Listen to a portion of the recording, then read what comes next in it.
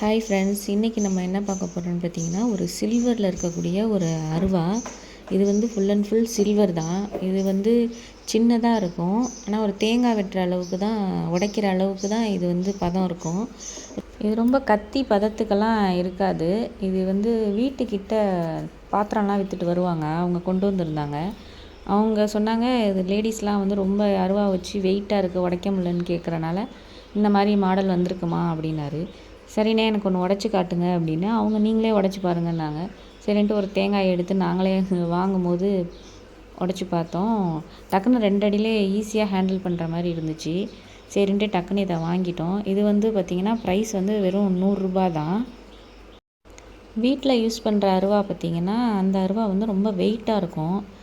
நம்ம அவசரத்துக்கு டக்குன்னு எடுத்து தேங்காய் உடைக்க வந்து சிரமமாக இருக்கும்.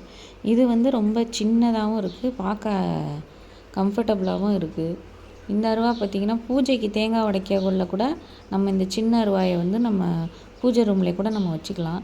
இல்லைன்னா இந்த மாதிரி ஸ்பூன் ட்ரே இருக்குது பார்த்திங்களா, அதில் கூட இந்த மாதிரி நம்ம வந்து சேஃபாக வச்சுக்கலாம். இது வந்து ரொம்ப கையை வெட்டிடும், ஸ்பூனை எடுக்கும்போது சிரமமாக இருக்கும் அப்படிலாம் இல்லை.